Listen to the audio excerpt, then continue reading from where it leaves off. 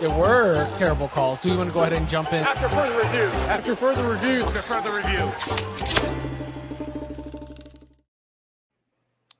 Tom, you've got some thoughts on the Clemson Tigers. We haven't had a chance to really mention them except as a bit player in the profile of other teams' resumes.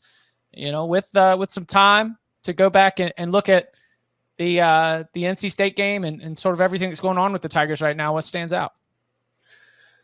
A lot of things, honestly, and it's nothing groundbreaking that we haven't discussed or touched on here before. It's that, there is no quick fix. This isn't just some sort of outlier season where it's like, all right, things just haven't gone their way. They're going to bounce back next year. They're going to compete for the ACC title. I don't think it's that easy, not unless there are major changes made in this program, because, the last few years we talked about how the offense was stagnant. Everybody knew what they were doing. They knew their signals, and that they really had to go outside the Clemson family to get some fresh eyes and some new blood. And then Dabo actually did it. He brings in Garrett Riley. And the offense is actually, if you look at a lot of stats this year, the offense has been worse. Now, a lot of that is due to turnovers, particularly in the red zone. But the receiving situation is still the same. The school that was sending receivers to the NFL like crazy hasn't really sent anybody to the NFL. Meanwhile, Nuke Hopkins is catching 3 touchdowns for the Titans and mighty Will Levis yesterday. The offensive line is, that's who needs to be in the portal this offseason getting a new offensive line. It's Dabo Swinney, because it is bad. They have had 3 offensive linemen draft. Of their last 50 draft picks, 3 have been offensive linemen. That is not a typical kind of stat with a team that is supposed to be competing for national titles. And that's the thing that I think they need to do. I think if Dabo wants to be a team competing for the ACC and for national titles, they need to change their philosophy and use the transfer portal. Will they? I don't know. If they don't, I don't think they're going to be 6-6 every year, but they're not going to be going 10-2 and 11-1 much. I agree with Tom's point on this for the most part. I do think it's important to point out, they don't have Cole Turner, they don't have Williams, and they don't have Walker Parks. Those are 3 pretty important pieces on offense who they're now without. And they were the better team than NC State in that game. But they've had a couple of these this year, and every year there's a team or two that has crazy negative variance when it comes to turnovers, both in terms of the number of turnovers, how likely the turnovers are to occur, fumble luck, the bounces, and then also where they occur, right?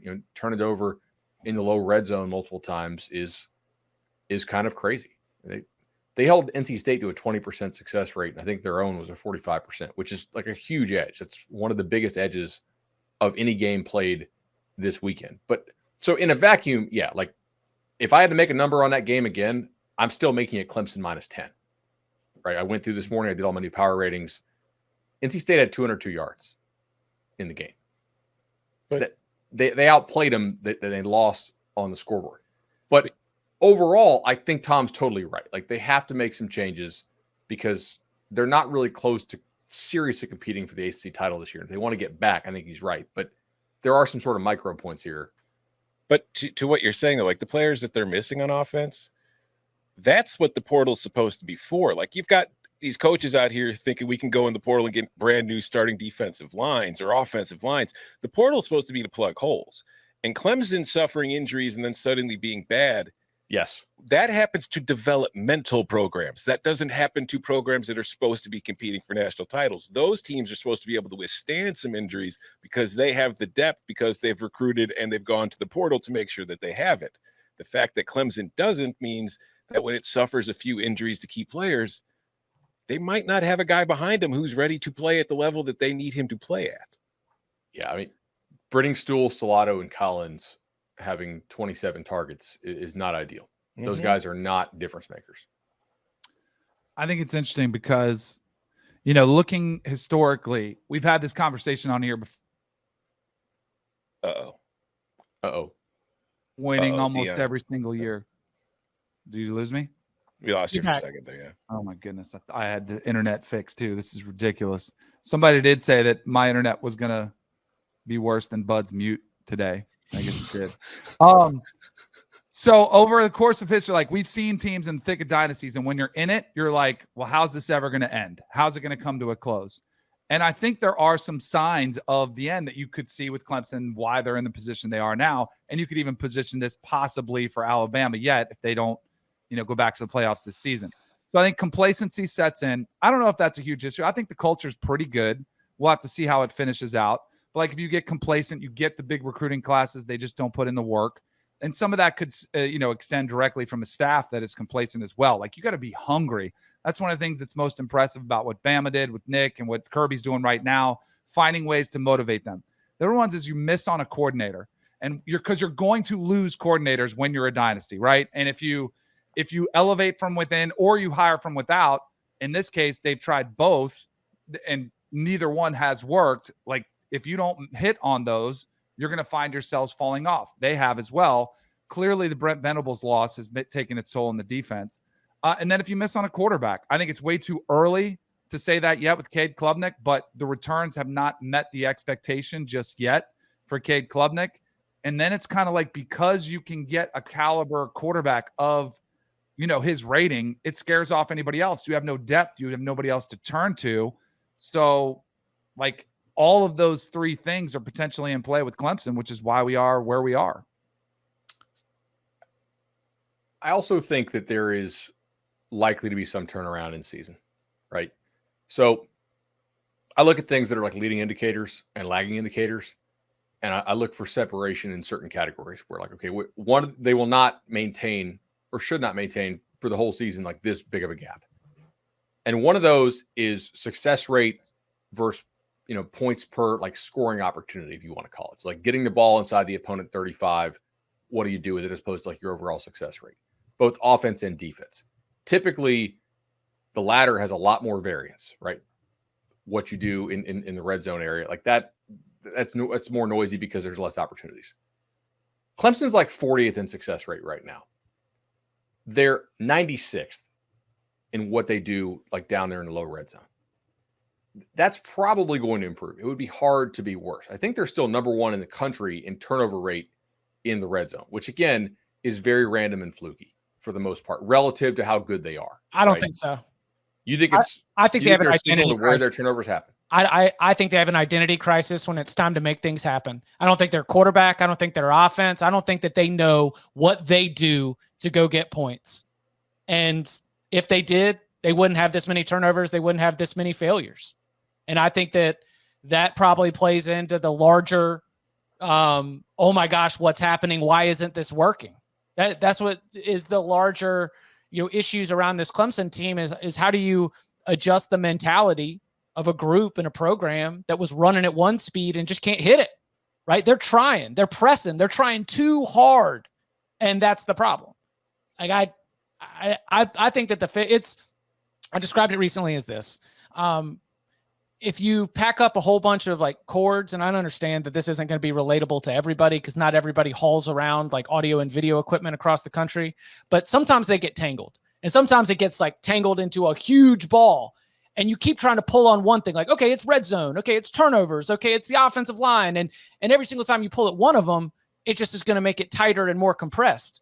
Like, I don't know what a true reset is, but Clemson needs some time to totally step back and change a lot of things.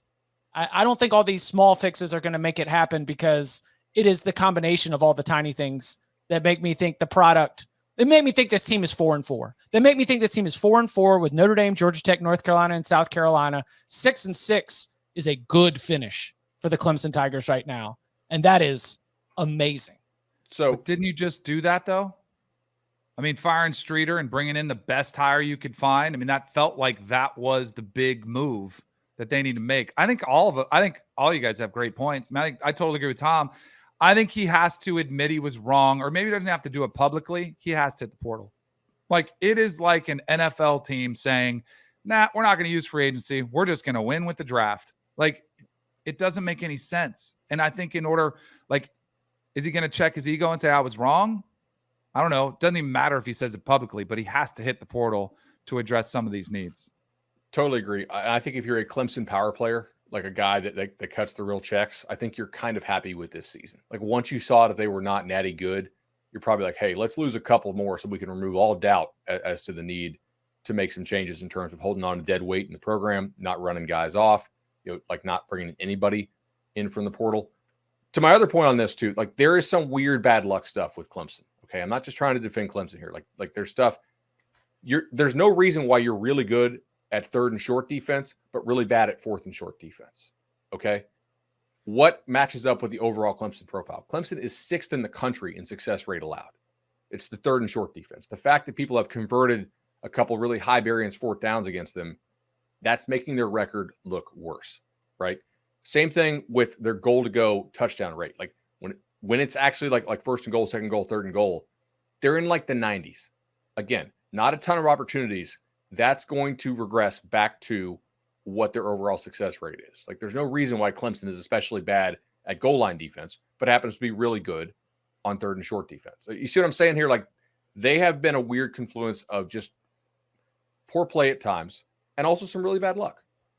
They're only a 3-point underdog at home to Notre Dame, by the way, this weekend. I don't know if you guys have seen that, but like, yeah, that you know what this reminds me of? Let's stick in the ACC. I'll speak your ACC boy language.